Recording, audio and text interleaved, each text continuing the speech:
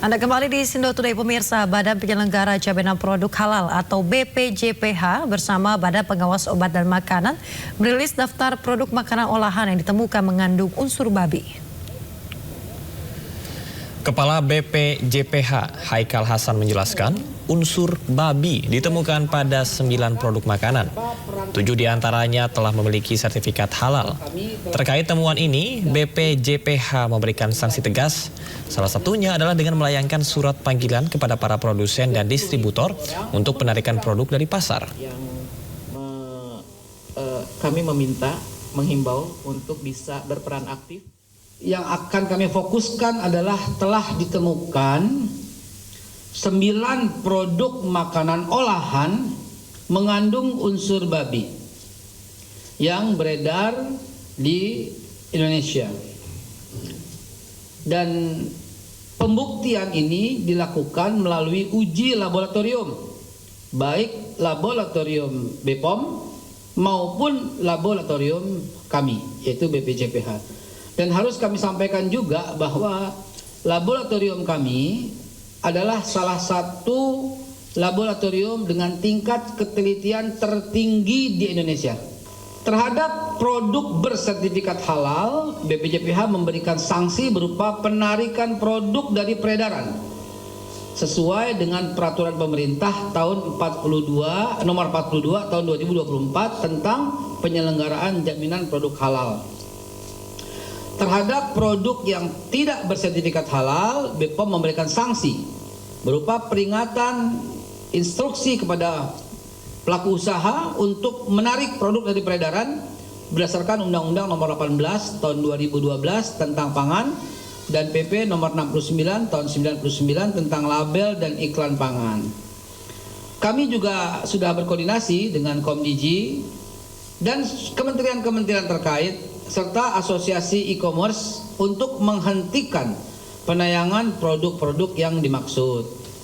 Kami menghimbau kepada masyarakat Indonesia untuk, kepada masyarakat, please semuanya tolong laporkan bila menemukan produk yang mencurigakan dan atau mengandung zat yang tidak aman dan tidak halal. Kita informasi berikutnya pemirsa, Menteri-Menteri Kabinet Merah Putih bergantian berkunjung ke kediaman Joko Widodo. Namun Jokowi menegaskan pertemuan hanya merupakan silaturahmi dan membantah isu matahari kembar yang muncul.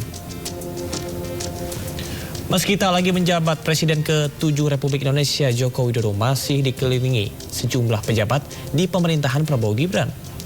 Bertajuk silaturahmi, sederet menteri berdatangan ke rumah Jokowi di Solo, Jawa Tengah. Di antaranya Menteri Koordinator Bidang Pangan Zulkifli Hasan, Menteri SDM Bahlil Lahadalia, Menteri Kelautan dan Perikanan Sakti Wahyu Trenggono, Menteri Kesehatan Budi Gunadi Sadikin, hingga Ketua Dewan Ekonomi Nasional Luhut Binsar Panjaitan.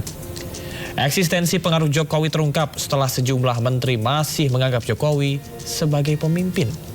Namun, Presiden ke-7 Republik Indonesia Joko Widodo membantah ada matahari kembar.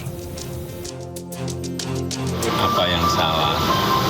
Silaturahmi di hari Lebaran kan sangat baik kepada siapapun, ya.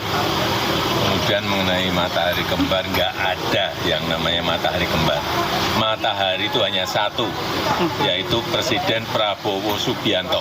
Udah jelas. Kalau selama ini menteri dan wakil menteri kesini itu apakah juga meminta saran dan masukan? Silaturahmi biasa. Dan itu baik, silaturahmi itu. Kalau beberapa yang masih menyebut bos sendiri gimana?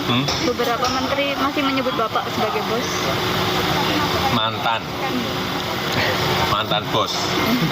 Tapi sudah silaturahmi dengan Pak Prabowo ya Pak ya? Oh sudah, hari Lebaran, hari pertama itu video call. Gak lama dengan beliau. Dengan Pak Ma'ruf juga nih Pak? Pak Ma'ruf juga, Pak Presiden Prabowo juga. Ya, matur nuwun Pak. Ada rencana ketemu tatap muka Pak? Tatap muka.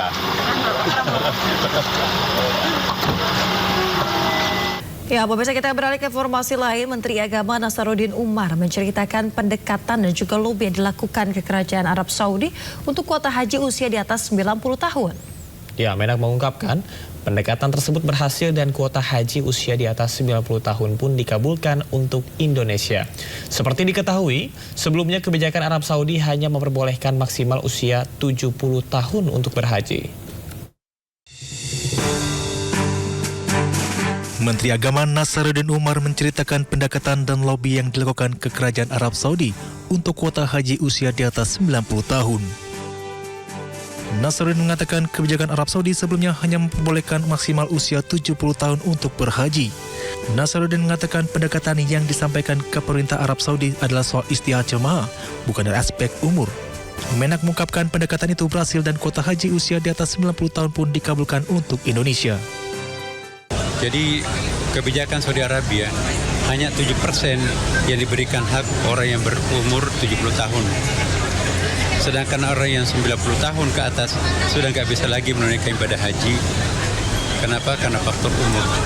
Lobby dan pendekatan yang kita lakukan, ya, maka saya langsung menemui Menteri Haji dan juga Menteri Kesehatan, akhirnya dikabulkan khusus untuk Indonesia. Ya. Maka yang kita tekankan adalah isti'anahnya, bukan istita'ahnya, bukan dari aspek-aspek umurnya. Alhamdulillah juga dipenuhi. Menak menambahkan lobi juga dilakukan agar jemaah Indonesia bisa mendiami tenda Mina yang dekat dengan Jamrat. Menak menyebut lobi itu berhasil dan dikabulkan pemerintah Arab Saudi.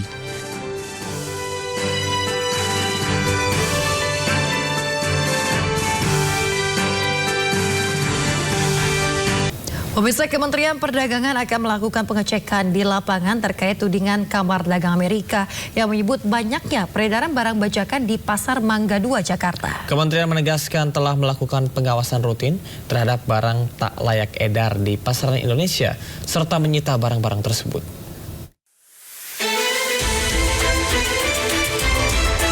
Pemerintah melalui Kementerian Perdagangan memastikan akan melakukan pengecekan di lapangan terkait tudingan Kamar Dagang Amerika yang menyebut banyaknya peredaran barang KW atau bajakan di Pasar Mangga 2, Jakarta Utara.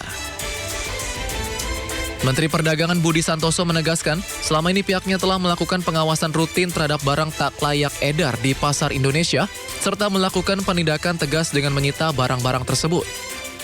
Terkait hak paten suatu produk, Mendak memastikan akan melibatkan Lembaga Hak Kekayaan Intelektual atau HAKI. Ya, sebenarnya kita pengawasan kan reguler, rutin terus dilakukan ya.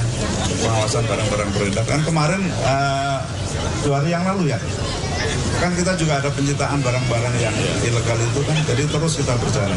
Ya gitu ya. Terima kasih ya. Seperti diketahui, Amerika Serikat kembali menempatkan Indonesia dalam daftar pantauan prioritas atau Priority Watch List dalam laporan khusus 301 tahun 2004. Laporan tersebut memantau bagaimana negara-negara di dunia melindungi hak kekayaan intelektual atau HAKI, dan Indonesia dinilai merupakan negara yang masih rendah dalam memberikan perlindungan HAKI.